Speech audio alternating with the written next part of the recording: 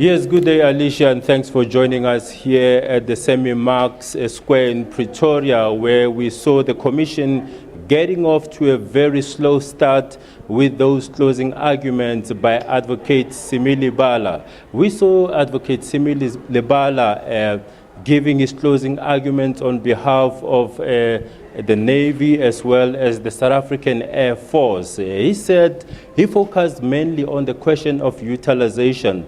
You'll recall that when this hearing started, there were whistleblowers as well as arms deal critics that came forward here to say that those armaments that were acquired in 1999 are gathering dust, they are lying idle, they're not being used at all. And today we had Advocate Lebala saying that utilization does not necessarily mean that the actual armaments had to be out there fighting some war or being used in some conflict situation, for example, say in Central Africa or wherever in the world. But by merely them being used, say, in the inauguration of a president, whether it's a training exercise somewhere out at sea, that is being defined or is classified as utilization. So it's been very interesting today as we had those rebuttal by Advocate Simili Bala. Njanji, let's speculate a bit. You've been at the helm of the Commission and we've seen delays, we've heard surprising information. Do you think this is it now, that this issue will finally be put to rest?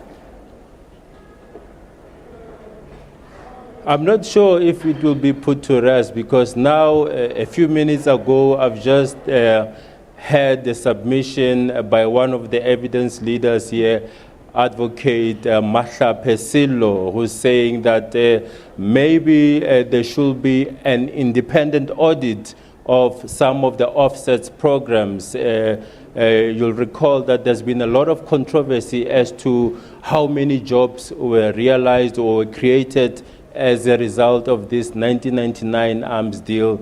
So a short while ago, I heard her making a submission that there were questions surrounding some of those offsets, especially relating to the national industrial participation. That is the offsets relating to the program that was controlled by the Department of Trade and Industry.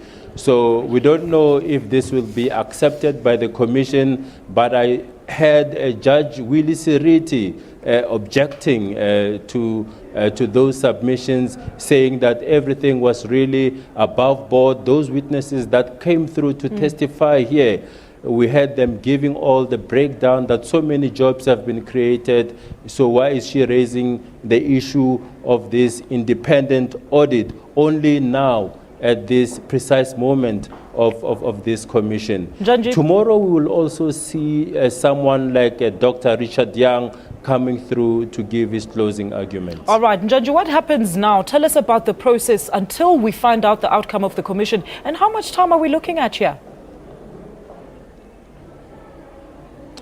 The closing arguments have been set aside for at least 2 weeks. As you know, that we've seen more than 61 witnesses that came through to testify in the more than 2 years that this commission has been sitting. So there are many interested parties and legal teams that are lining up to come and make their submissions in terms of closing arguments. Today, we saw Advocate Simili Bala kicking off the process, and then after lunch we saw Advocate Mahla Pesilo, who was focusing more on term of reference 1.4, which focused on the issue of whether or not the offsets were realized, how many jobs were created, coming through to give her closing arguments. So tomorrow we understand that one of the losing bidders and interested parties, Dr. Richard Young, will come and give his closing arguments.